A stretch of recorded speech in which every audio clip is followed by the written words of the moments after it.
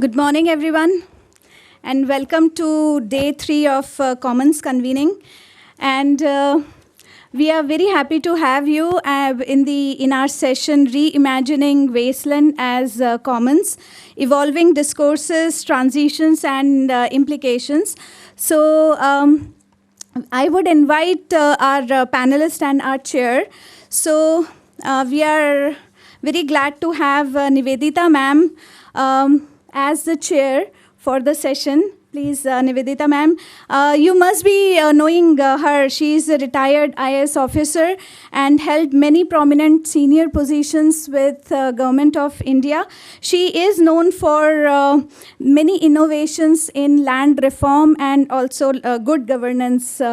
So, ma'am, please, I invite you here. We have with us our next speaker and panelist, Mr. Abhi Vanak.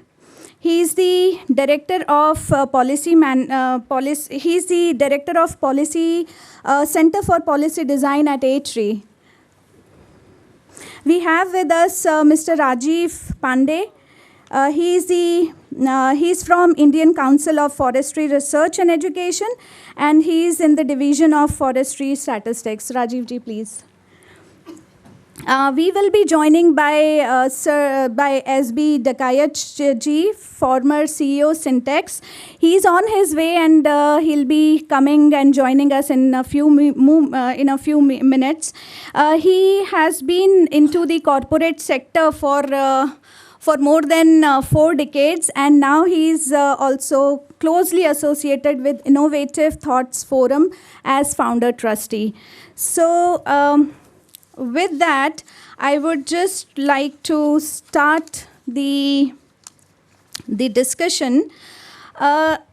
So before starting, from 2 days we are here, and I was meeting a lot of people, and they asked that why you are emphasizing on wastelands, because wastelands connotation is really, people don't like, especially the ones who are associated and engaged with communities themselves who are living on and from these lands really don't like the connotation of wastelands. And here, this is a disclaimer that we want to give from here, is that the entire purpose of this session is to bring different perspectives and narratives around commons and wastelands, and to challenge our own understanding or the terminology of wasteland in itself, and also to reimagine the wastelands as commons. And that's the core of why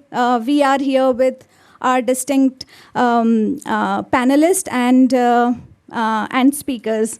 So by training, I have worked, so my training has been on commons, has been working with the pastoral communities in Gujarat, Western Rajasthan, and exactly this is what they say, that no land is wasteland, koi bhi zameen wasteland nahi hai, because this is of an immense use for them, and the way they connect with these lands are cannot be defined in the or cannot be valued, because they say that the colonial legacy that this connotation brings is in itself problematic, and we'll discuss about all this in the session. And the way the pastoralists worship these wastelands or commons as their gods, and that cannot be really defined, and therefore this land cannot be a wasteland.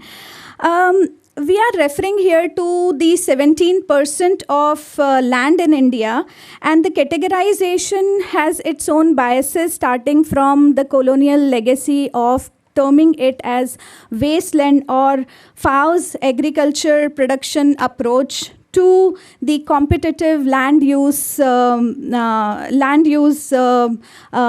the wastelands.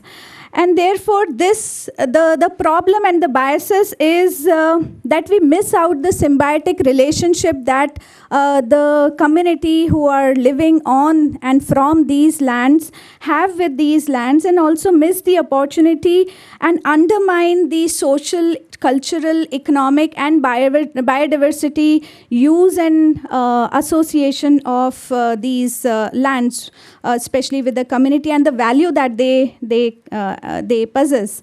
Uh, and that this entire approach leads to conflict and contestation of the policy framing itself, and also leads to the implication of on these land and their governance, decision making, their use and their management and their allocation.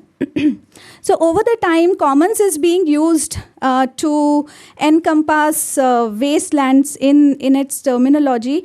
Having said that, different stakeholders have different perspectives and narratives around these lands, and that would be important, and that would be the key for in this session. In this session, we are going to approach and explore the narrative of different stakeholders. We will try to explore the transformative potential of wastelands when viewed as commons. And the entire overall goal of the session is to reimagine these lands as not just the pieces and the space of neglect, but also as a vibrant potential that they carry for if that collectivized to the stewardship on these lands from different stakeholders, and that would result to a positive change in the term, and which will be a win-win strategy for the ecology, conservation, as well as the needs of the community. So today's discussion is organized in 4 themes, and it is also on the basis of the expertise of our panelists. This is sequenced in a way that the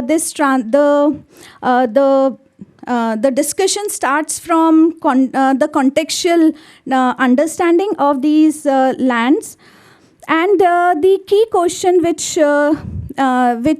we are trying to explore here would be, what are the dominant narratives surrounding wastelands and how these narratives shifted over the time, and what was the reason of this shift.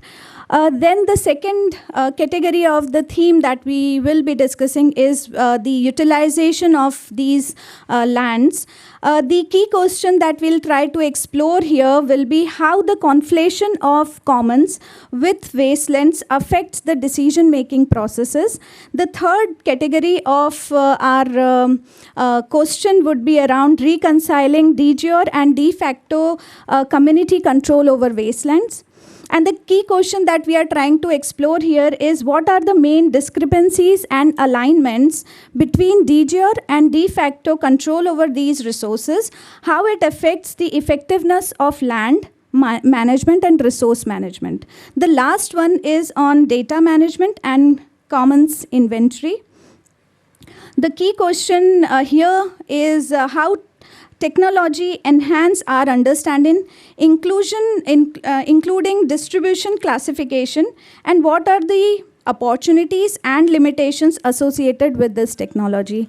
With this, I would invite our first panelist to, and this will be in a round of questions that we'll pose. We have phones here.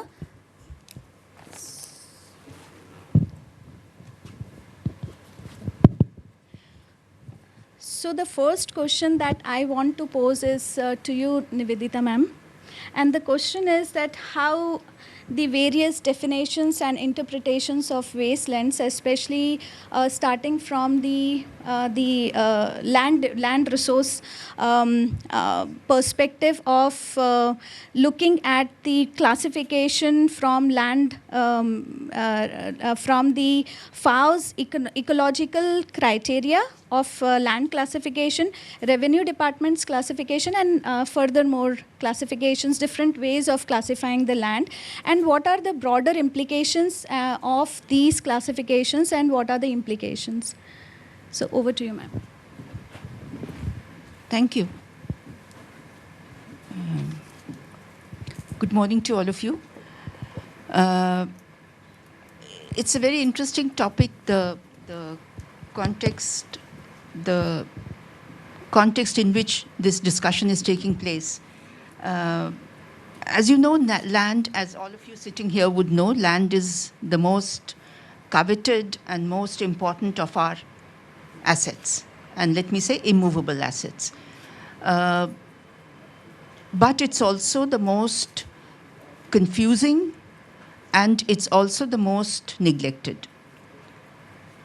Now, the fact that we are talking about reimagining wasteland implies that there is a lack of clarity and there is need for reimagining. We are not dealing with it the way it should be dealt with.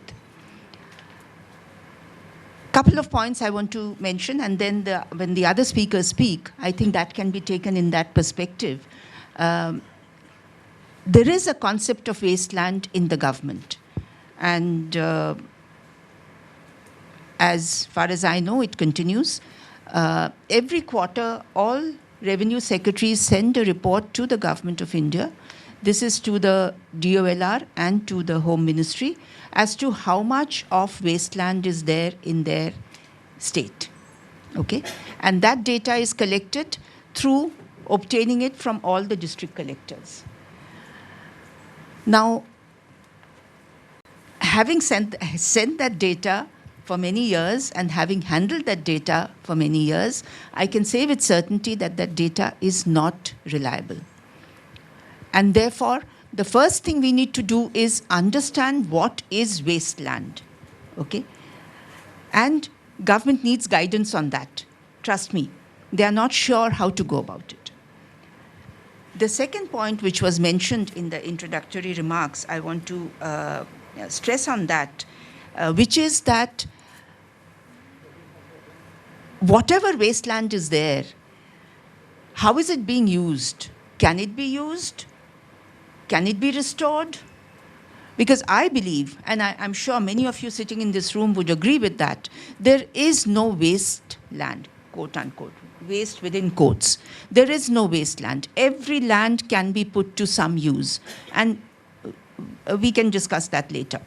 If that be so, then in a place, in a country like ours, where land is in short supply and is going to be in more and more short supply in the coming years, should we not have a good policy on how to manage, how to use, how to operate these wastelands, quote unquote? The second thing is who controls these lands? Now, much of the cases, the wastelands could be with the government, who could be under the sovereign control of the government, could be the revenue department, could be other departments also, could be forest, could be education, could be any other department which has lands in its possession.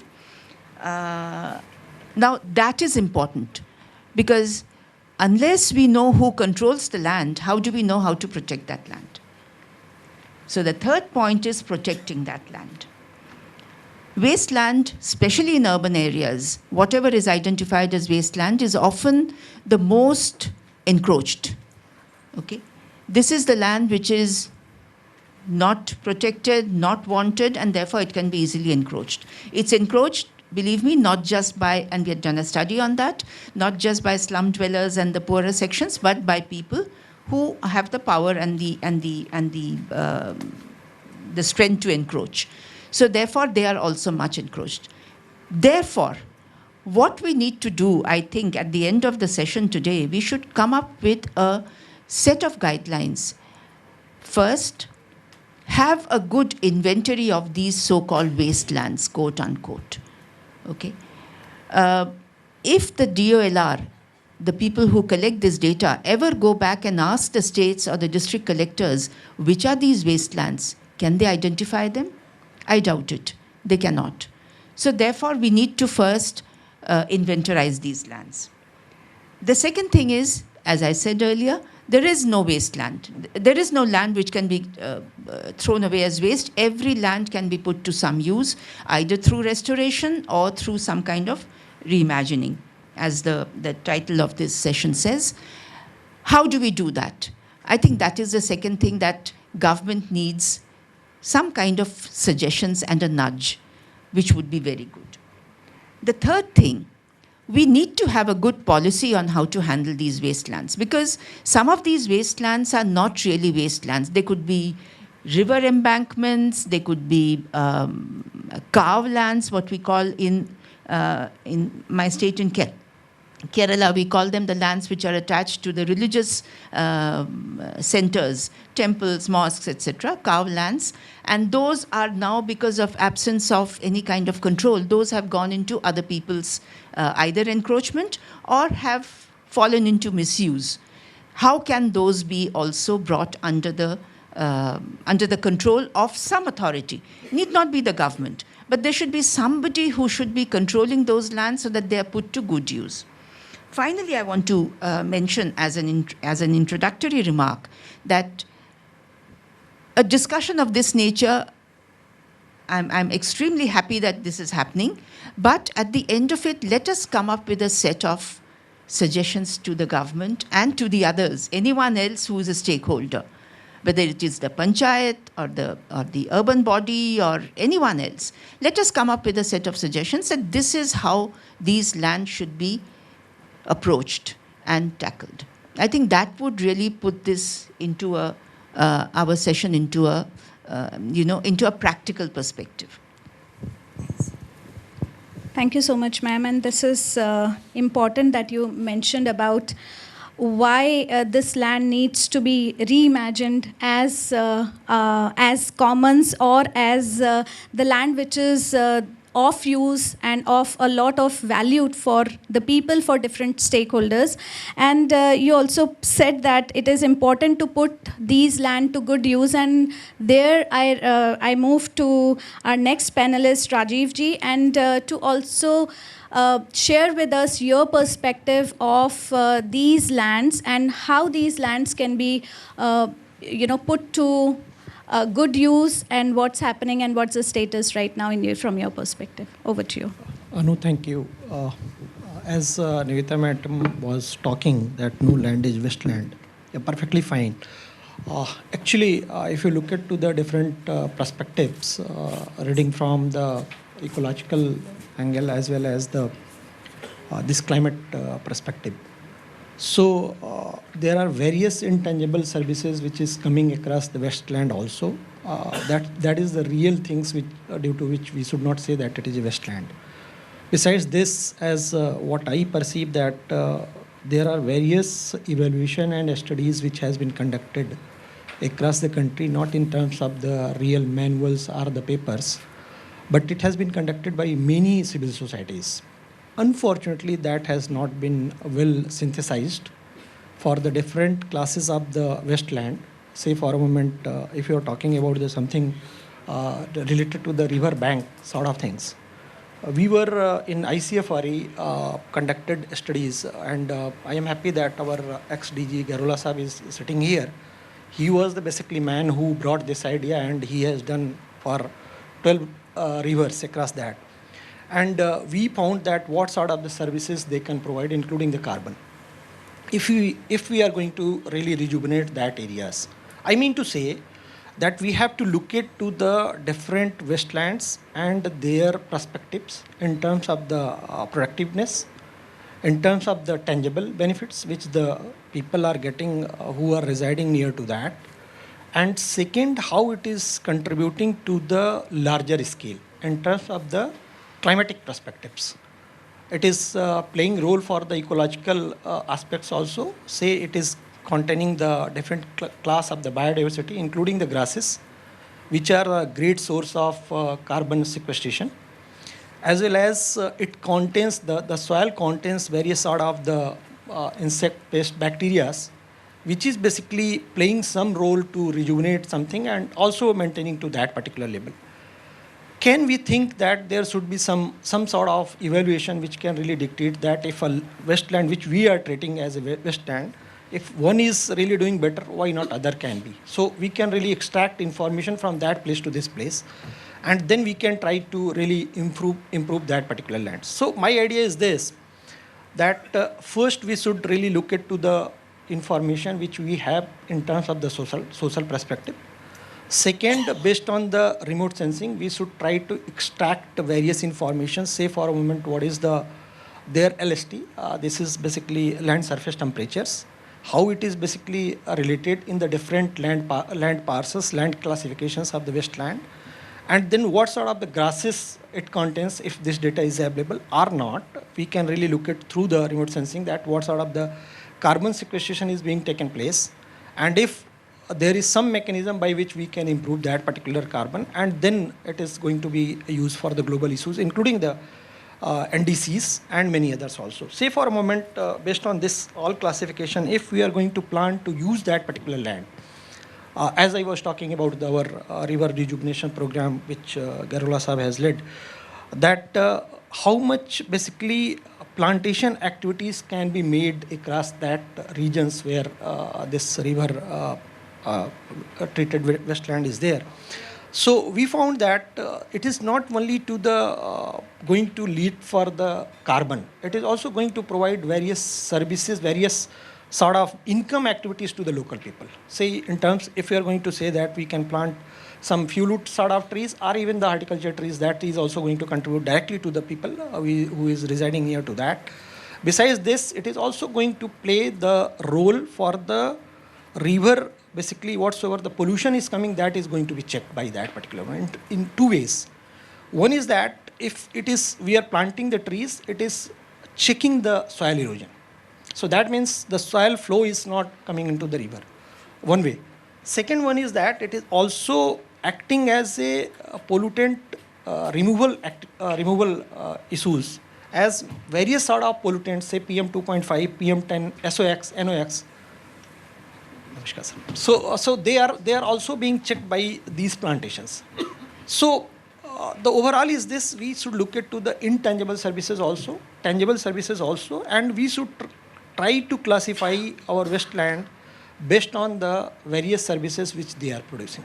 So my view is this, Anu. Thank you.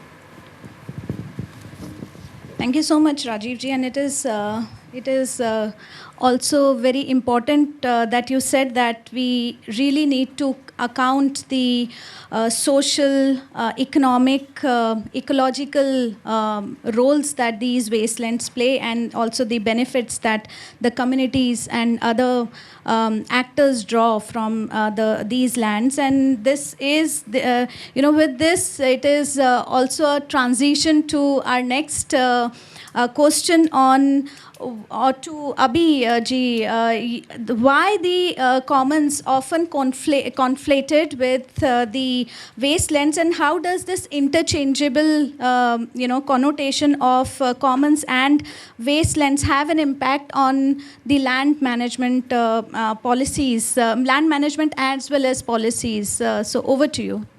Thank you. Thank you very much for having me on this panel. I want to actually, you mentioned in your introductory remarks about a colonial legacy. What does that mean? And so I'll give you a little bit of a background on that. Basically, when the British were ruling India, they viewed our lands from a revenue perspective. It had to either yield timber, or it had to produce crops of a certain variety, usually cash crops, that generated revenue for them. Anything that did not generate revenue, then according to their, and this goes back to almost the early 1600s, when or late 1600s, John Locke, that philosophy, his philosophy of privatization of land. So it comes from that. The category wasteland came into British use from then onwards, from that philosophy.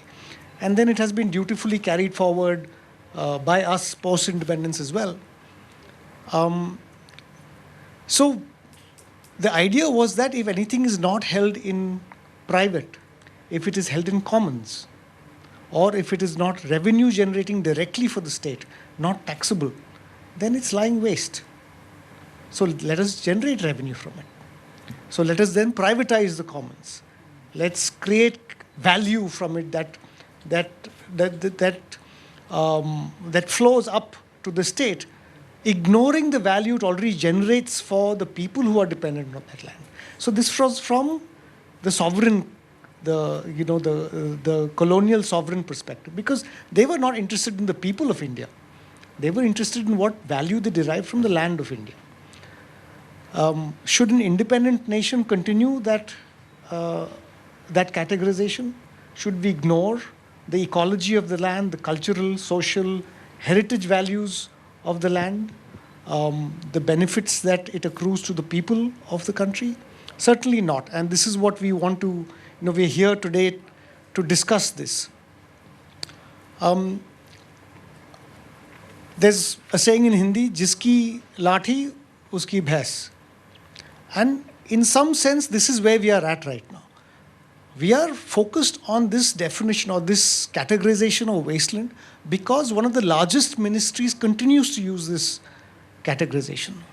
So they come up with this Wasteland Atlas of India every few years. NRSC produces the Wasteland Atlas of India. And it has all sorts of categories, some of which are quite mind-boggling. For example, the glaciers of the Himalayas are categorized as wastelands. The deserts of India are categorized as wastelands. Grazing lands, common grounds, degraded forests, all categorized as wastelands. Of course, everybody here recognizes, most people on this panel recognize that there's no ecological basis for this, there's no social basis for this. And definitely most of these categories need to go. One could then say, let's forget this Wasteland Atlas of India. It's only one ministry's production. Let's look at what the other ministries are doing. Is there a similar categorization of wasteland from the other ministries? The answer is no. The Ministry of Environment, Forest and Climate Change in 2021 has come up with the Land Restoration and Desertification of Atlas of India. It has virtually the same categorizations, or rather, it categorizes the same land in a completely different way. That atlas then talks about these are degraded grazing lands, these are degraded scrub lands, these are degraded, this, that, and the other. And it says these can be then restored. And as Madam said, we can restore some of these lands because they've fallen into, our poor practices of land management, land stewardship have resulted in some form of land degradation where productivity might have been lost over time. So if you look at a different ministry, in fact, the word wasteland comes up only once in that atlas, when it talks about rocky plateaus, bare rocky ground. And I would argue that even that's not a wasteland because those have very high biodiversity values. So underpinning everything within ecological context first, and then bringing in the social and cultural and heritage layers on top of that, allows us to reimagine it. And in some sense, we can then forget this Wasteland Atlas ever existed. We can just assign it to the dustbin of history, just as the government is now focused on removing a lot of colonial laws, let's also get rid of this because it serves no purpose. As again, people, yesterday I was talking to Jagdish Rao, and Jagdish said, when we go and look at these wasteland categories in some places, Rajasthan, for instance, there's no difference between the gaucher land and the wasteland. Well, obviously there's no difference, they're the same. One is just called this and the other is called that. So a couple of years ago, MD Madhu and I sat together and we created a map of open natural ecosystems of India. Because we said, India is not just a forested country, we are a diverse country.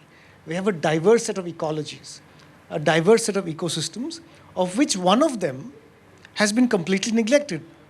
And that's the open natural ecosystems, the grasslands, the grazing lands, the savannas, the deserts.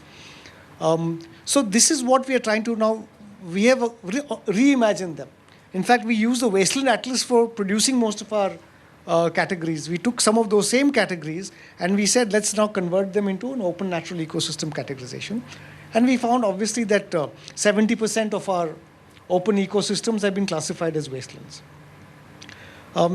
So it's really just a matter of definition, just a matter of classification. And classifications come and go. So it's time for us to remove this classification, and really then this discussion becomes moot.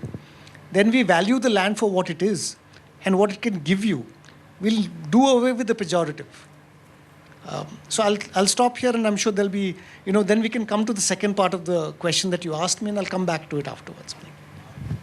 Thank you so much, Abhiji, and it is, and thanks for also reiterating and re-emphasizing the idea that it is important, the social and cultural heritage that these lands carry with themselves are immensely of importance, and we need to go away with these categorization. At some point, we need to reimagine, because clearly all the panelists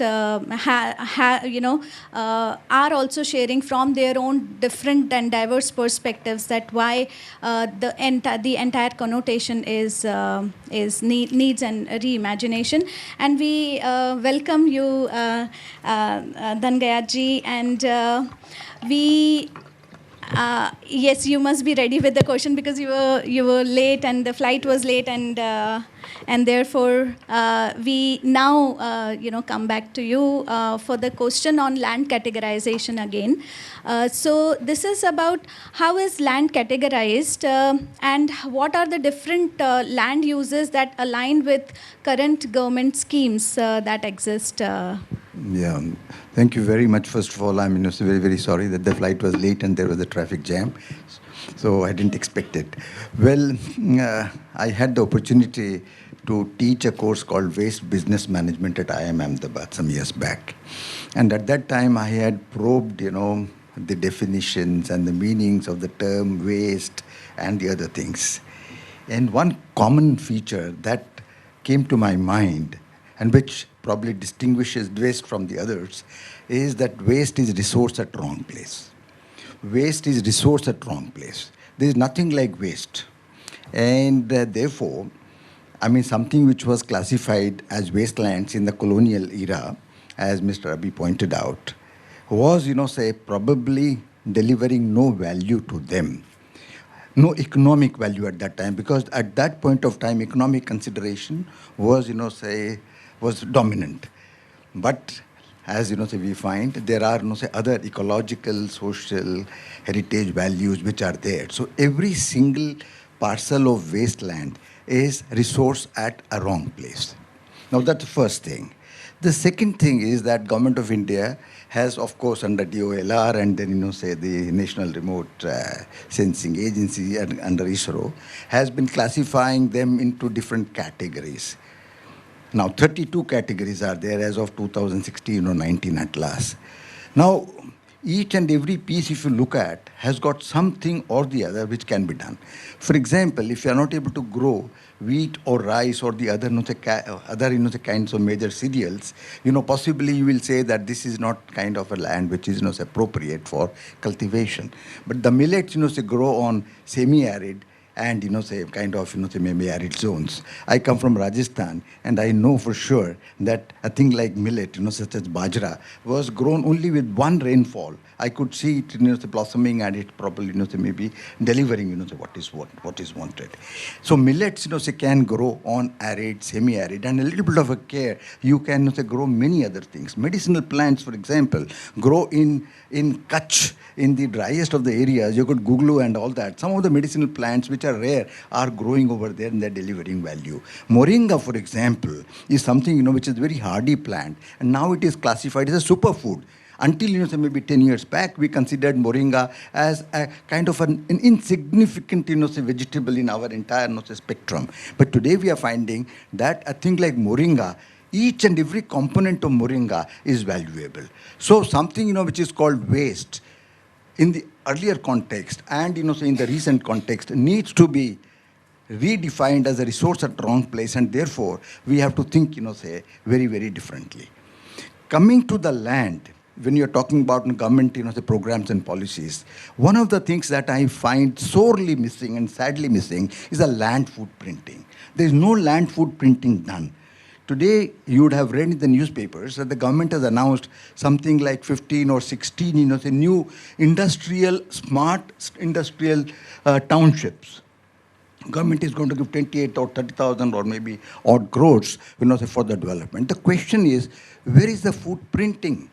If you have not done the footprinting, how have you determined, how much area is needed, how much area is not needed? And third, the thing is in the government programs, wasteland is taken, say something, which is belonging to them, and therefore they are allocating it in a manner that is probably, satisfying some political considerations. To give an example of Gujarat, some 4 years back, we had a wonderful, scheme announced by government, which was converting the wastelands into horticultural lands.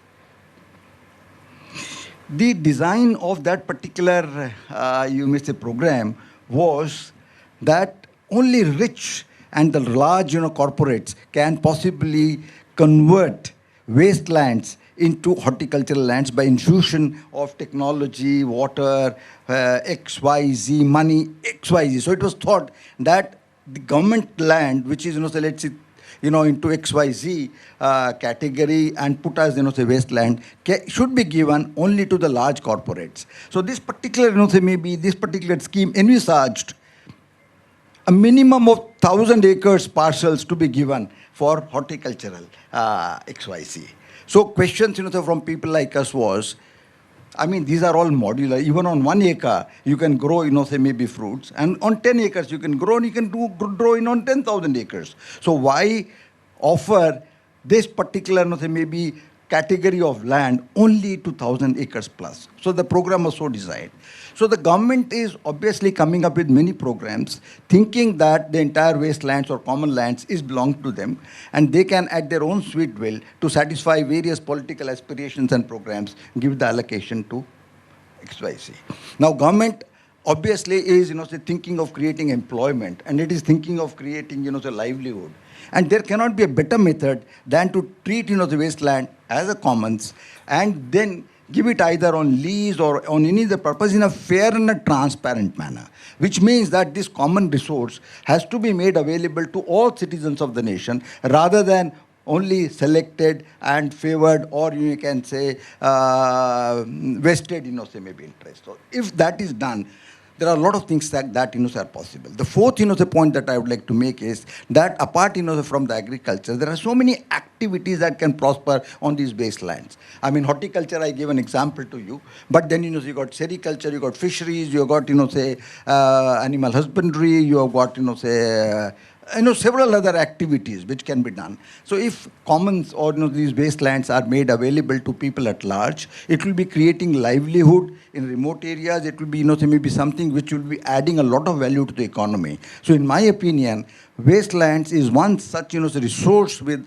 the government or us, which has to be leveraged for the benefit of all, not only one, say maybe segment of the society. So I'll stop at that, and then I'll come again in the second round. Thank you.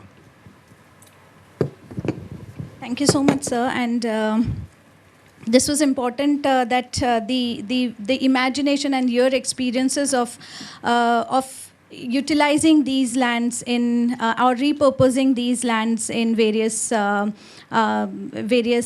use, which is what also Rajiv ji mentioned in his own deliberation.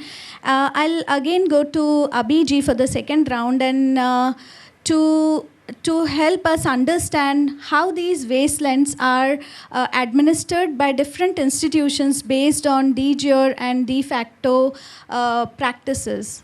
Over to you. Thank you. The wastelands, from what DOLR puts out, is a land cover category. So it creates a wasteland map of India. It's not an administrative category. The administrative categories fall with the revenue department, where they have cultural wastelands, non-culturable wastelands. Each district, as Madam was saying, that the district collectors need to report what is the area of wasteland they have. So that's the only administrative wasteland that's available with the government. The rest are all wastelands, again, as per the NRSC scientists who interpret a pixel value in a certain way. Somebody else can interpret that pixel value in a different way.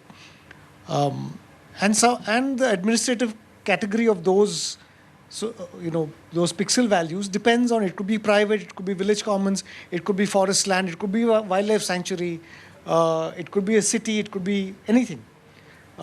So in terms of administrative jurisdiction, the only legal administrative category is what the government records as revenue wastelands. Those are the only one part of the whole wasteland picture. However, if an area is categorized as wasteland by the government through this DOLR, then even private lands that fall under the wasteland thing then are made available in a better way to various players for conversion. Say, for example, a solar park needs to come up somewhere. You can say this several hundred or several thousand hectares of wastelands are available for. So then land that is being either held in private or being held in. So now the commons, village commons, if they are recorded in the panchayat register, or if they're recorded as part of the village commons, cannot be diverted. Legally, it's very difficult to divert them. Still, it is being done, but it's difficult. But other land categories can be diverted from time to time. And so that's the de jure and de facto sort of administration of this land that has been classified as wastelands. But I want again sort of come back to another underlying theme that sort of goes through this discussion is that one of productivity. We have an assumption that areas that have been classified as wastelands are unproductive. And that's a deep-seated assumption. It's a very deep-rooted one. And it comes from, of course, back to from the colonial legacy. But if you go back to what the National Wasteland Development Board said when it was set up, it did not view wasteland as an unproductive land. It said instead that these are lands that can be brought, it can be regreened or be brought back to productive uses through some soil management. And so it actually viewed the wastelands as a land that could be restored and not a land that needs to be converted into something else. That has to be wholesale, just, either a portion for some, whatever other purposes. Also the other, and this is also our sort of bias, is that we are biased towards agriculture in terms of crop production. We forget there's another form of low input agriculture that also carries on, that of animal agriculture. India has the highest number of livestock in the world, over 500 million heads of large livestock and I think about 250 million small livestock. This economy, this contributes something like 26% to the agricultural GDP of the country. Where does it come from? It comes from grazing on these commons and the so-called wastelands. The government does not spend a single rupee on any of this. Not a single rupee is spent on promoting this. Yes, the animal husbandry department will have some breed improvements on, but that has got nothing to do with the land on which this productivity is coming from. So to claim that this is not productive is erroneous. We have simply not accounted for it. And so this discussion, this commons convening that we're having is really also about the value that commons lands give to us. And I would urge people here as well as in the government to start really evaluating the economic benefits and the livelihood benefits that come at no cost or at very little cost to the government. Because everything else that you do, all of the agriculture that we do, comes at a huge cost to the exchequer. We are pumping lots of money into it to get some benefit. Maybe it might be 1:1, 1:2, 1:3. But here there's, everything is pure profit if you look at it. You're not putting any money in, and yet livelihoods are being generated. It's contributing massively to the national GDP as well as agricultural GDP. So why are we undervaluing this? Our meat and milk economy comes from these lands. So that's one part. The other part is from the ecological services, so carbon sequestration. Dr. Pandey spoke about carbon sequestration. So we've done some studies looking at carbon sequestration of open ecosystems, and these studies are ongoing. And we find that there's huge potential for carbon sequestration.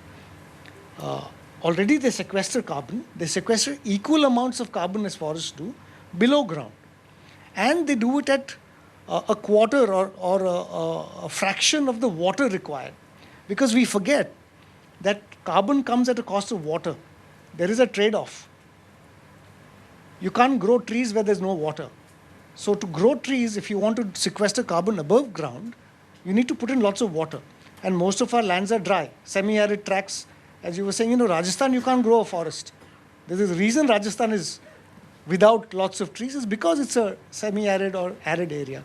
Most of central India peninsulas have about less than 1,000 mm of rainfall. You don't have thick forests in those areas. Our Western Ghats have forests, Northeast India, Himalayas have forests because more rainfall.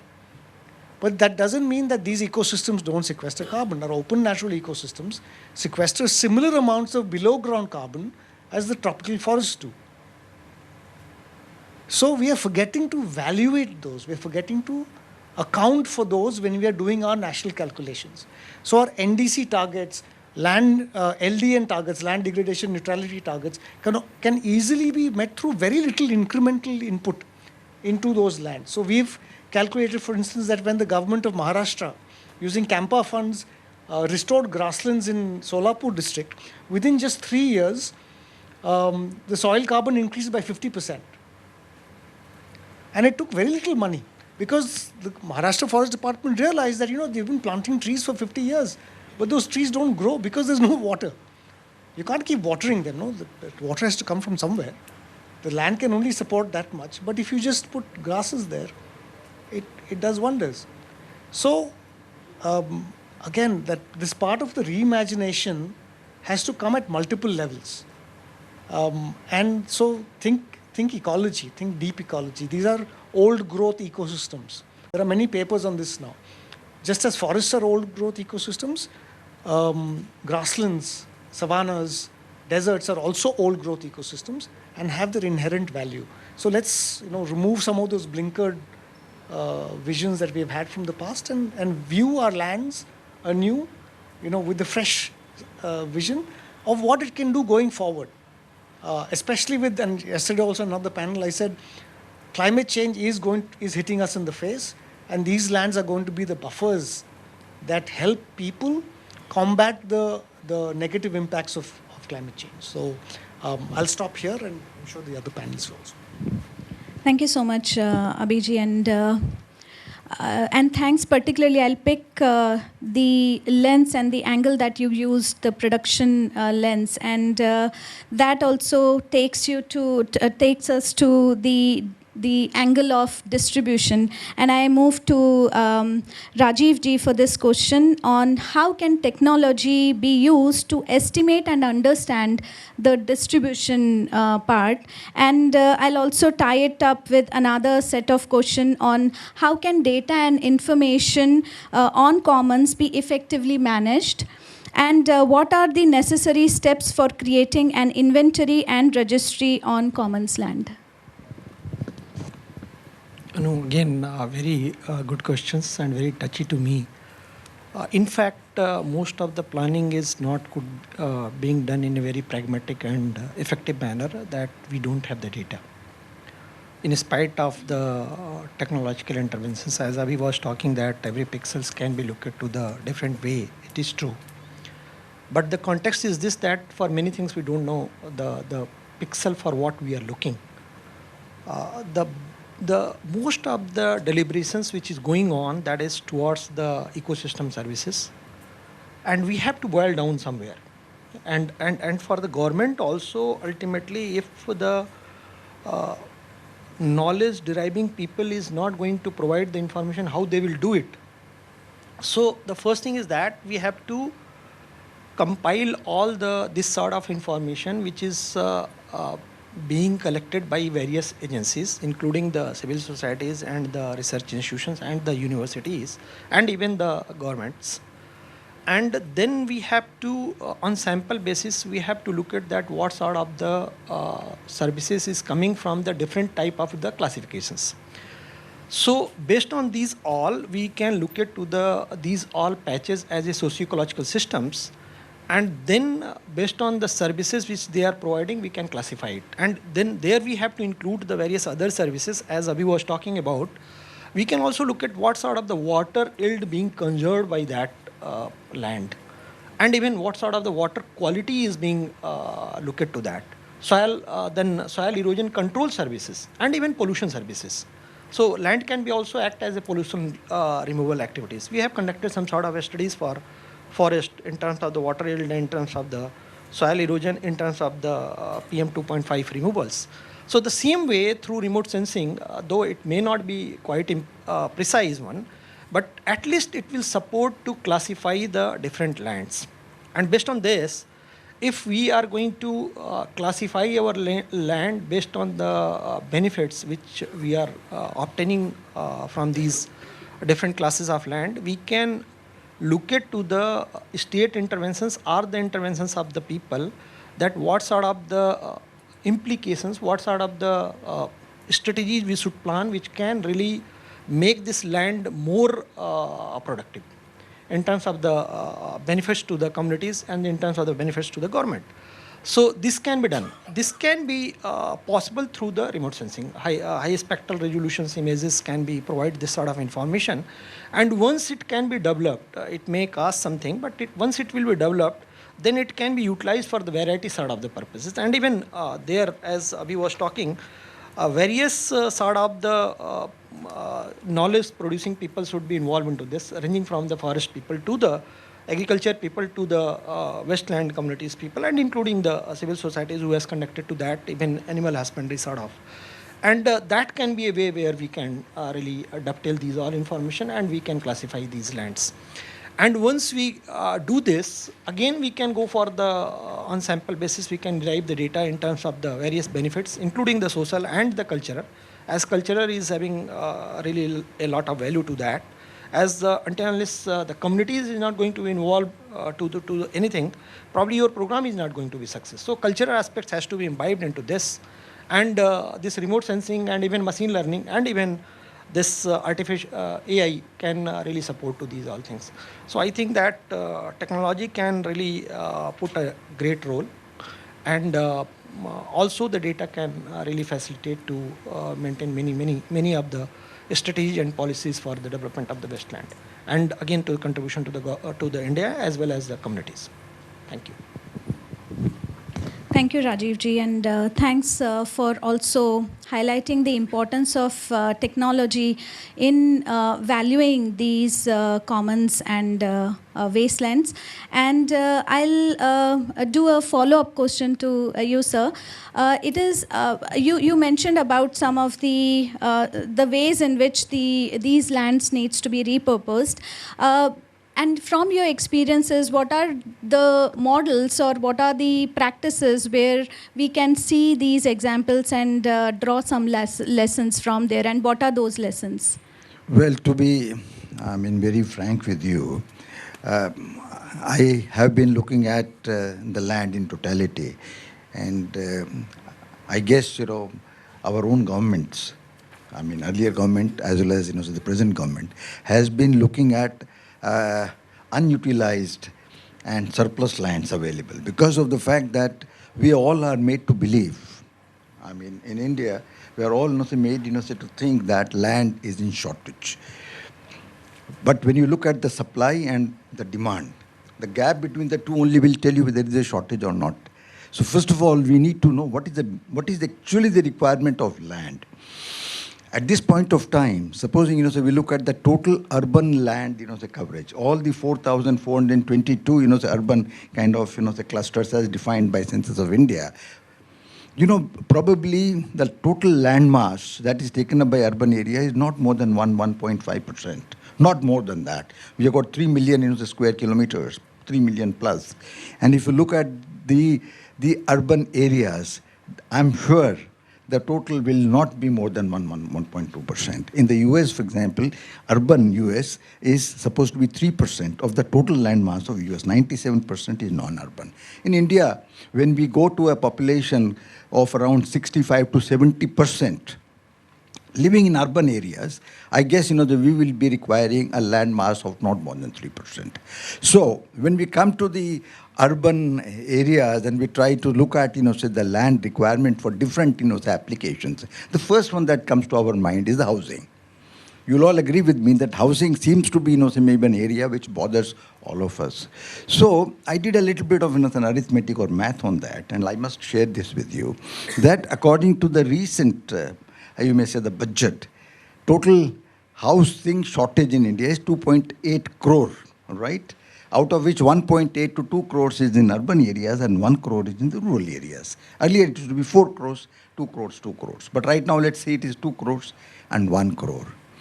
Now, we need to understand for, say the EWS, economically weaker section people, what is the kind of house that the government thinks is appropriate. It is 500 square feet. Earlier the measure was 270 square feet. Under the earlier government, which is Rajiv Awas Yojana, JNNURM, it envisaged 270 to 280 square feet. And Madam, will possibly bear me out that this is what was the kind of an area of the house that was thought to be good, say for EWS or LIG. Now let's put it as 500 square feet or 50 square meters. Now when we look at 1 hectare of land, 1 hectare of land is 10,000 square meters. Supposing we go for an FSI of 2, which is a really very, very good. FSI of 2 means 20,000 square meters of housing can be constructed. We take the area of each house as 50 square meters. So on 1 hectare, we can have 400 houses. You'll agree with me? So supposing we have got 2 crore houses to be built in entire urban India. Entire urban India. It is not only Bombay or maybe Delhi. Entire urban area has a shortage of 2 crore houses.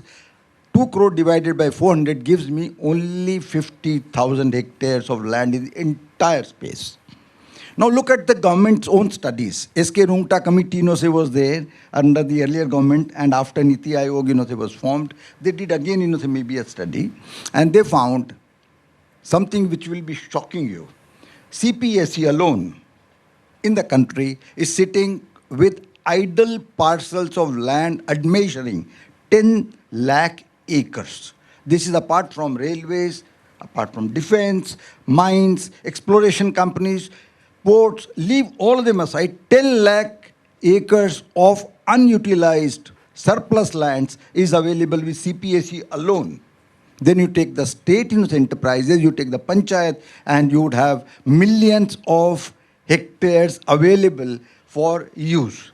Now supposing, say, the government decides that, we would, allow the change of purpose from, say, maybe XYZ to affordable housing, social infrastructure, there is abundant availability of land for this purpose.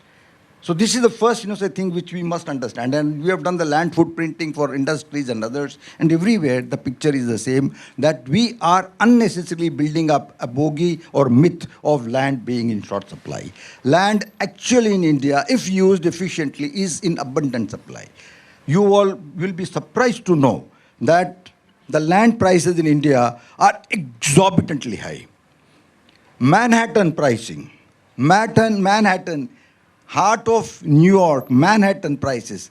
Can you believe, or can you, anybody guess what is the price per square yard over there? As of now, as I'm speaking, what do you think is the price in Manhattan, in New York, per square yard? It is 1 lakh rupees a square yard. In Rohtak, the prices are as high as 2.5 lakhs. In Ahmedabad, where I come from, the newly developing area called Sindhu Bhavan Road, the last auction was at 3 lakh rupees a square yard. When you look at the per capita income of US and per capita income of India, you will find that the gap is indeed huge. When, say maybe $60,000 is the per capita income of, say US, and three and a half, say maybe $1,000 is ours, so the ratio is 1:20. And when you look at the price, you can very well imagine that this is abnormally exorbitant. Look at Houston, for example, which is equivalent, so to many of the urban areas. 10,000 to 20,000 rupees a square yard is the price. So the pricing of the land, the shortage, and all these things, say, are responsible for XYZ. Now, coming, say, to obviously utilization of, say, the surplus lands available with us, we can have a new, say, narrative. Lastly, I would like to say that wasteland, however, may be bad, is ideal, say, for water, harvesting. So think of a new technology like aquaponics. Supposing there is a wasteland, you have, say, got, say, maybe a pond, say, in which, say, you collect water, that particular water is used for hydroponics or aquaponics. You can really have high value crops over there. So the approach of the government should be to use all kinds of, say, technologies, all kinds of options, and obviously link livelihoods, entrepreneurship, by having a very fair and a transparent mechanism of either, say, maybe leasing, say, such, say, lands, or to sell them in a transparent manner rather than confining them only to selected or favored, say, people. सबका साथ सबका विकास अगर करना है तो इसके लिए ज़रूरी है जो कॉमन्स है, जो आपकी वेस्ट लैंड है या जो सरप्लस लैंड्स हैं, उनको सबको जो ऑफर किया जाए. दैट आई गेस से will be the way forward, because of the fact that due to land constraints, perceived land constraints and land shortage and high prices, we are, as a matter of fact, keeping our country poor and underdeveloped. Imagine if the prices are reasonable and if the land is easily available to whoever wants to carry out an economic activity. Think of situation when say this can happen. For example, in Gujarat, where I come from, a non-agriculturalist family person cannot, say, buy an agricultural land. You know that very well, that you got to be farmer. And that means a lot of, say, distortions. So all that I would like to say is that we should evolve a fair and transparent framework, which will make, wastelands available for a variety of activities, which will be adding value to the economy, will be creating livelihood. Last point that I would like to make is, and that is, to support what Abhi said, National Land Wasteland Development Board was made by Ministry of Environment and Forest, and it was essentially to increase the afforestation. So it was an environment department, the activity, which was then merged, say, with the rural development, and he has become DOLR, that is, say, the Rural Development Ministry. So with that, I would like to stop. Thank you. Thank you so much, sir. And this is really eye-opening, and also it gives a very, it requires a very transformational approach to really approaching these lands, which can be put to use by the communities in various ways and by different stakeholders. And this is really important that you emphasized on being fair and transformative in our approaches. And my last question, and it is very, and it brings to the question of the commons inventory, and this is to Nivedita ma'am, to you. How should the foundational data registry be designed, and what considerations should be taken into account for rolling out the programs, policies, and collaborations around that, and maybe with reference to the Digital India Land Records Modernization Program. Over to you, ma'am.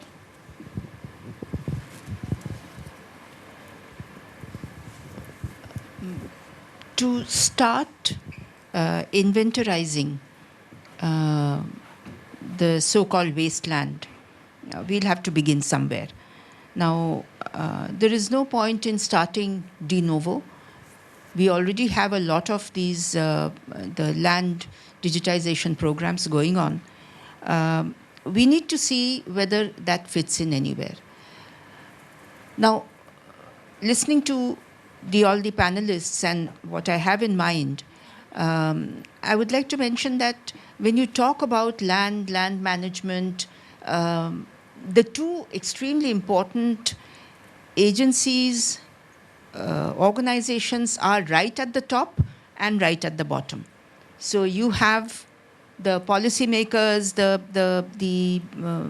people who are digitizing, etc., right at the top, sitting in the secretariat, and then you have the panchayats and the ULBs and the people who are actually practically and in the field managing those lands.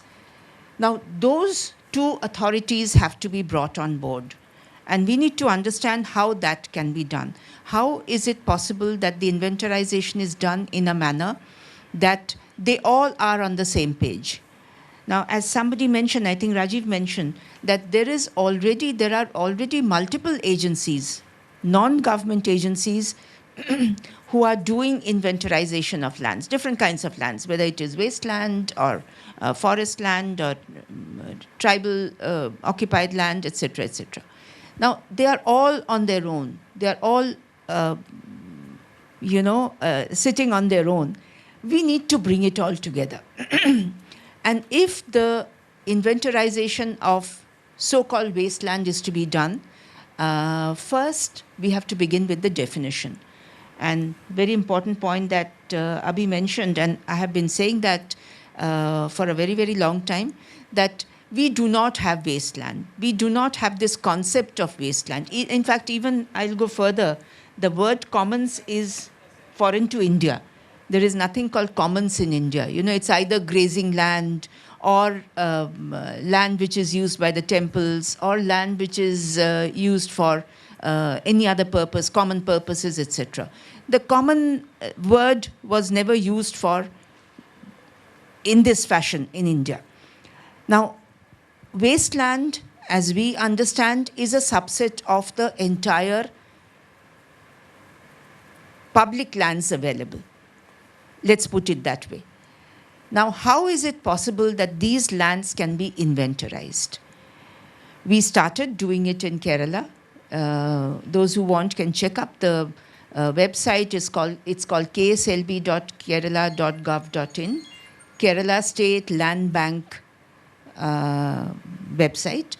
What we did was we started right at the lowest level, and we wanted every land in the village, because land is a revenue subject. The lowest authority is the village and not the panchayat. But then they are very often coterminous, or they can be linked together. So at that level, at the village level, every land which is either commons or grazing land or wasteland should be brought into focus, should be mapped, should be the survey number should be mentioned, digitized, and sent up to either to the FARCA office or to the district collector. Depends how the state functions. Ultimately, all this data will have to come to the state authority, which is the state revenue department or the revenue commissioner. At that stage, this data will have to be verified, cross-referenced, geo-referenced where necessary with the existing maps, and thereafter have the complete data on what are these public lands. This is important not just because we need to know how to use these wastelands, but also for the reason that Mr. Dangaich mentioned, that many of our public sector undertakings are sitting on lands which have no business to be wastelands, but they are lying as wasteland. In the heart of Cochin city, there is more than 2,000 acres of land, almost, which was acquired for the purpose of public sector, a certain public sector undertaking, which is now almost defunct. And therefore, those lands are not only lying vacant, but they are being encroached, they are being misutilized, they are being given out as favors to different people. And the government is sometimes unaware, sometimes quite happy about it, because land is the best way to win favors. You know that. And therefore, we must stop that. So, coming back to it, the digitization, the methodology will have to be worked out, and it will have to be done through DOLR's intervention. And DOLR should have no objection to it, because they would benefit from it, because those lands can then be used. And second, DOLR has a court order on its head. I think many of you would have heard of the concept of public trust. The concept of public trust laid down by the Apex Court is that it's the government's bounden duty to ensure that all public lands are protected and kept for future generations. And anyone not doing it, any public servant not doing it, is bound to be punished. So there is a court order of that nature, and therefore it needs to be done. We don't do it, that's a different matter, but it needs to be done. The third thing that should be done apart from that is, as I think Mr. Abi mentioned, or one of you mentioned, what has happened, what was the situation 70 years, 100 years back was okay. But let's now look at it from the present perspective, and that is the reimagining part of it. How are these wastelands now relevant for us? Relevant for us as a country, for our economy, and for our society. That's how every piece of public land will have to be looked at, and that can be best done at the panchayat level, the local level. Once it comes in that format, then we have a situation where we know how much land is there in which village, which district, which state. And then once you know, then you can think of using the usages. Again, listening to the speakers, there is no end to the way in which, ways in which these lands can be utilized. There are many, umpteen ways in which they can be done. They need not be lying fallow. And as you are aware, there is a UN organization now that's looking at managing wastelands. I feel that why should we need a UN organization to come and tell us how to manage our wastelands? We can do it much better. We know how we need, why we need those lands, whether we need it for housing or for, low irrigation cultivation, whatever it be. We need to know, we need to manage, and we need to have our own maps on that. The final point I want to mention is that these lands are need not always be linked to the forest lands. They could be lands which are the so-called identified wastelands could be part of or contiguous to forest areas, but they need not always be. The government very often, and that's a point that needs to be kept in mind, and that's a political side of it. The government very often feels that the moment we start talking about these wastelands, the forest department will come and put a limit to it and put a stop to it, saying that these are forest lands and nothing can be done with them. I think we should stop that from at the ab initio.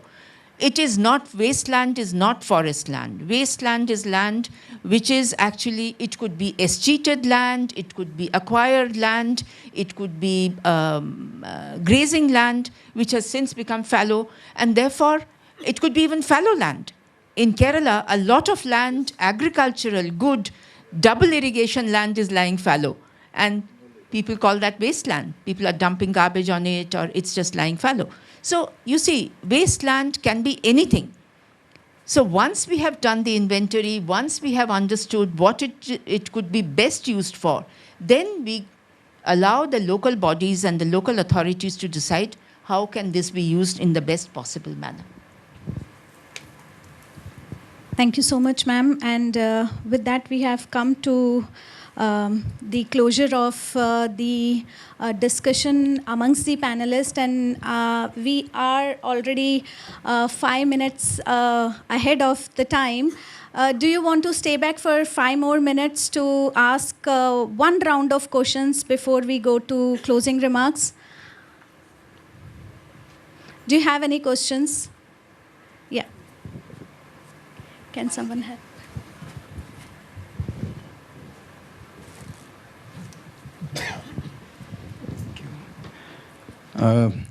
Ma'am, I just wanted to bring some points here that different departments and different organizations have been thinking about this question, and as per their own theory of change, they have come up with some ideas. For example, in Madhya Pradesh, when Pradhan thought of those lands, they started working on an idea called community-based nutrition gardens, which were managed by SHGs, and these were lands on the river banks, facing some facing huge soil erosion, etc. These SHGs, they came up and they restored the lands, and then especially the guideline in MG and REGA for that is that they should be landless women SHGs. So basically, idea was to put it to use like a horticulture and crops which have high nutrition value, and the benefits go to the landless women. That's one idea that has been tried out on small parcels in Madhya Pradesh. Similarly, meaning the tree growers cooperative experiment that something the organization that we now know as FES was National Tree Growers Cooperative Federation. They have been working on this similar idea, basically asking developing communities as cooperatives, and the cooperatives then take the lease on these lands from, and the government provides the lease, which ended with in 90s. It worked well till late 90s, but the leases after that became very scanty. These tree growers cooperatives would restore the land parcel, and the benefits would be shared in the village. There are some problems because it is more of a governance issue, and cooperatives are an economic entity, so whether it is useful or not. I have been part of FES, so I know this history. What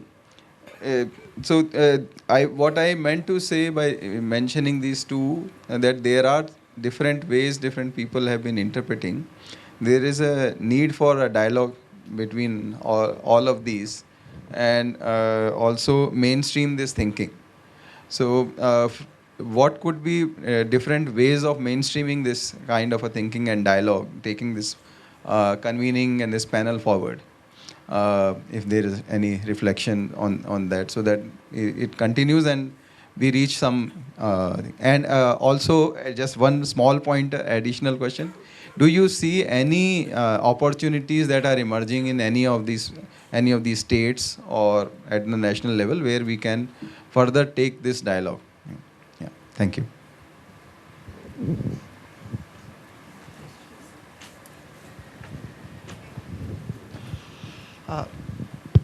My name is Joy. I'm from Pune. I really enjoyed the panel. I mean, I'm thankful to all the panelists and the person who's anchoring the session today. It's quite interesting, a lot of insights which have come to take this dialogue forward. And in fact, it took me back to my late 80s when I started an activist in the rural Maharashtra, where we did a 5-year research program supported by SPWD, Society for Promoting Wasteland Development. We titled as the Wasteland Integration Research Project. It was an action research project, and tried to look at the interrelationship between agricultural systems and the wasteland system, how we can bring it under a broader biomass production system in which this interdependency can be built in. This is something which I like to posit to the group, saying that how, because the whole fodder, fuel, recyclable biomass, etc., can be this one. There is a whole lot of value addition potential which I have been able to do. Now, the 2-3 points which I like to mention is that I'm thankful to Abhi to take the whole discourse into the Lockean concept of this whole waste and connecting with what you call revenue. This because I primarily work on water, because the same understanding is coming into water today. We call it wastewater, we call it non-revenue water, and also this understanding that any water that does not, any drop of water going to the sea is a waste. The whole underlying concept, the Lockean understanding of revenue generation as the main thing. So I'm thankful to you to underpin the whole discussion around that. I also like to bring your attention to some of the other things which are happening, which has very detrimental to the so-called wasteland, because there's no other term, or what I call the common property land resources, CPLRs, which are there. In 2013, there was a very progressive legislation which the UPA 2 brought in, called the Right to Fair Compensation Transparency in Land Acquisition Rehabilitation Act 2013. It's a very progressive act. But one of the conditions in that is that as far as possible, we should not acquire irrigated land or what you call the double crop land. The emphasis is to take the so-called wasteland into acquisition and things. So there my little bit of difference with Avi is that nomenclatures are important. because nomenclatures give legitimacy, social legitimacy to certain type of process which is taking place. The moment we call it a land wasteland, then everybody agrees, oh, it should be put into some other productive use and other things, and there can be a tremendous land use change which is taking place. This land, which is the ecological and the livelihood space of the rural poor, can be taken away. So I think this whole discourse will need to be put into the larger context of the developmental pathway we have, urbanization, industrialization, infrastructure which is taking place, and these are the lands who are going to be impacted terribly under that. So I think we need to see that some of these type of legislative measures which is coming, which can actually cause this. That's one. Second, I think Madam was saying that last comment you made about how inventorization is important, the database, etc., etc. Now the issue is that how do you create a community ownership around it, which you said, ma'am, that Gram Panchayat and other things. So I was thinking, I'm just thinking this idea aloud here. Can we create a type of a legal regime, like something like a community wasteland rights? Something in the line of the Forest Rights Act, where we created community forest rights. So the people, communities are dependent on this, should be given a right. Under the overall Gram Sabha and other things, can we create this? And they'll be able to take care of this land, both from the ecological perspective as well as from the livelihood perspective. So I think we need to move to something of these things. Otherwise, I'm afraid over the next 20, 30 years, probably these discussions may not take place, because this land may not exist. Yeah, thank you.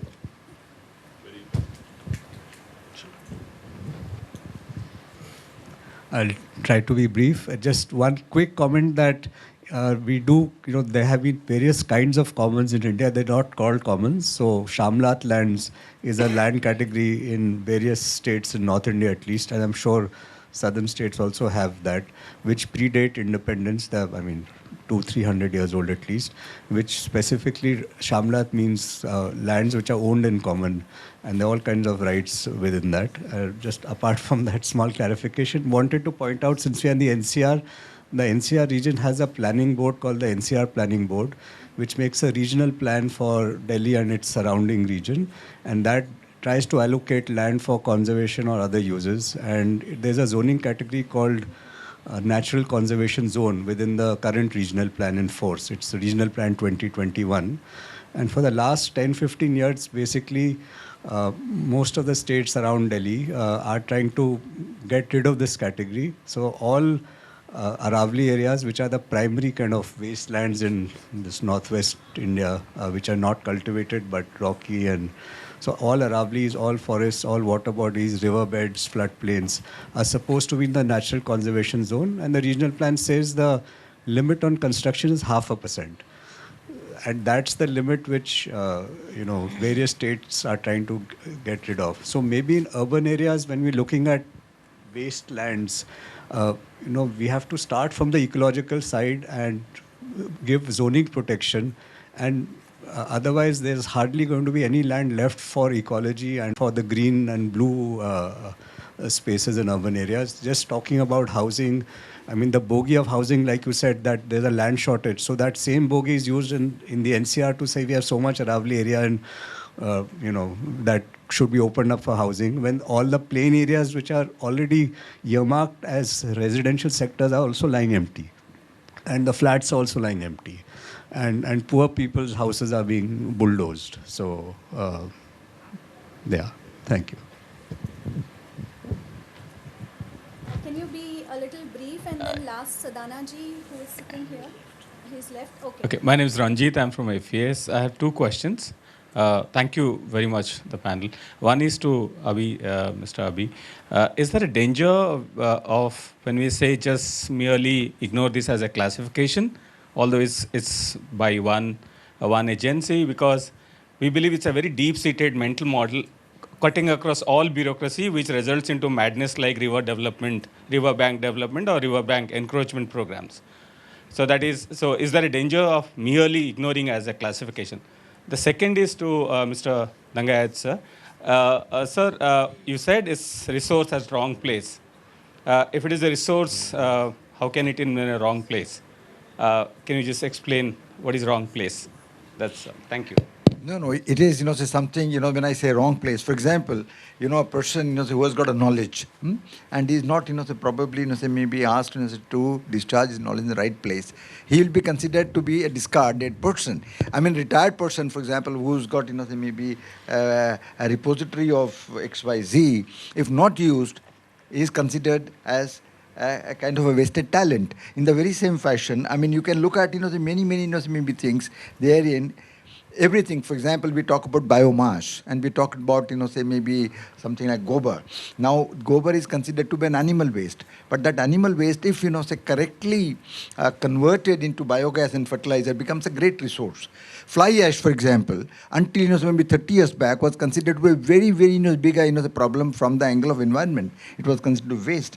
Now, that particular, the fly ash has been converted into hollow blocks, or it is, say also designed to be mixed with, clinker to give you a kind of a higher strength cement. So it has become a great resource. So fly ash is today a resource, and it is yielding something like 70 to 80,000 crores of business nationally. So everything. By that I mean plastic waste, or I talk about maybe XYZ waste. Construction and demolition waste, for example, is considered to be today a very major menace.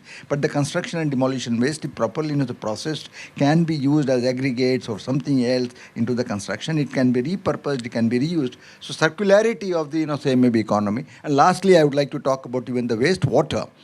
You will be maybe delighted to know that Israel, for example, started on an experimental basis giving the sewage after due treatment to the farmers. So in the beginning, they had to give it at a slightly lower price than RO water. Today, it is fetching 20% more price than desalinated water, because it is coming with nutrient value, it is coming with fertilizer value. So sewage, after a proper the kind of a treatment, is today a nutrient-rich water, and therefore it is commanding 20% premium in Israel, and you have to queue up for getting that water. So I guess say I have amplified and I have elaborated on whatever question that you have. So yes, I know you have a mic. Yeah. Can you please be... Just quickly to answer your question, or your comment, I don't mean by ignore. What I mean is that we need to and take a whole of government approach, because currently DOLR's classification is the one that gets primacy. And like I said, no, they are one of the largest ministries, so they control the narrative. But it's then incumbent upon the other arms of the government also to come in and say, no, hang on, there are competing definitions of this land. And so therefore, civil society as well as government need to talk a little bit more. And I think the discussions such as this, unfortunately, there's, the joint secretary from the government could not make it, but those kinds of, this information flow back and forth has to happen, because currently the feedback is not happening. Or maybe the feedback is happening and maybe other political considerations are overriding that. But certainly pressure needs to keep, because we can't have 17-20% of the land of this country be classified as a wasteland for open season. And if you look at some of these categorizations, as I mentioned in my earlier remarks, are mind-boggling. Nowhere else in the world, for example, the Chambal ravines, they're a geological wonder. Imagine if the Grand Canyon of the USA was classified as a wasteland, which it would be under this classification. This exact same classification would classify the Grand Canyon of the USA as a wasteland, which is what we do to the Chambal ravines. They are the Grand Canyons of India. We have no value for them. I mean, there's so much revenue generating. They're a natural wonder of the world. We just ignore ours, flatten it, convert it into low value agriculture. The 70% of the erstwhile state of Jammu and Kashmir, 70% of the land of the erstwhile state of Jammu and Kashmir, so most of Ladakh basically, is classified as wasteland. It's incredible that we're allowing this travesty to be perpetuated, and allowing this, this to be, and so local people themselves need to say, this land is not a wasteland. My land is not a wasteland. Gangotri and Yamunotri glaciers are classified as wasteland.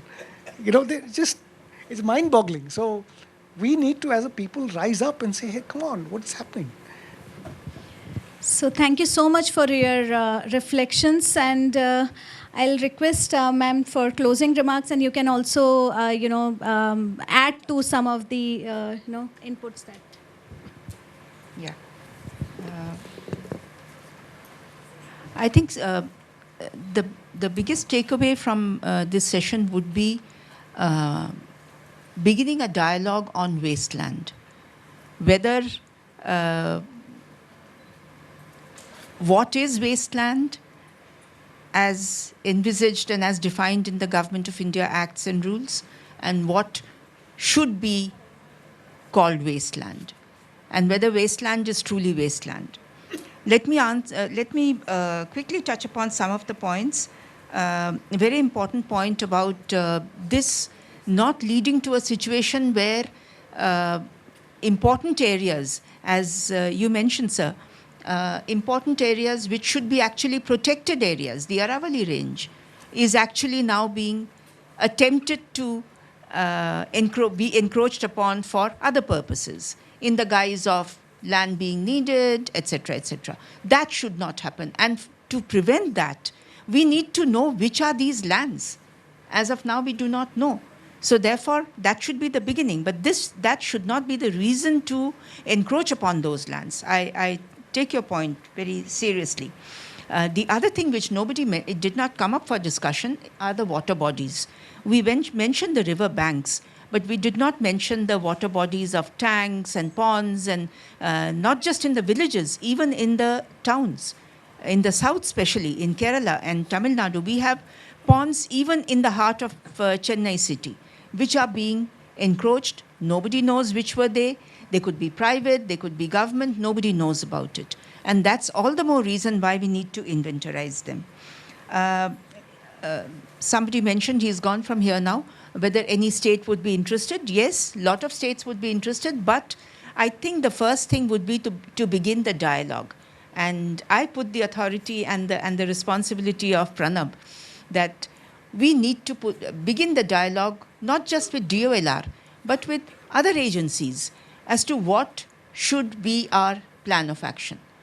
Whether we are performing our duties, whether by doing this, what will be the result, what will be the usefulness of doing it. I think that dialogue should begin, which has not, unfortunately, happened. And this should be the basis for it. I don't think I have anything more to add except that I am happy that all of you were so engaged and asked these very important questions, which meant that the discussion today really made sense to many of you, and which only gives me even more reason to pressurize Pranab and his team to take this forward. Start with a simple WhatsApp group where we discuss and we stay alive, let the ideas be alive, and then as not as a punishment, but as a quid pro quo, you ask the Joint Secretary DOLR to begin the first is he a Joint Secretary or Director? JS. Ask him to hold the first meeting. Call a few of the people who are working in this area and begin the dialogue. Let them understand this fact. They would not even know that this kind of an issue exists. As Abhi rightly said, that the concept of wasteland is actually a misnomer. It doesn't make any sense any longer, but we need to make the government understand. And this can be the beginning. Thank you. Thank you so very much to all of you and to all our panelists for this discussion. We have only 5 minutes left before the other session starts. It's just an announcement that there is another session, a new session which is not on the schedule, is happening on mountain and disaster, which is happening, which will happen in conference hall number 3 on 3rd floor. So whoever is interested, please, please you can attend that session. Thank you. Very small token of appreciation from. To me? Oh. Thank you. Thank you.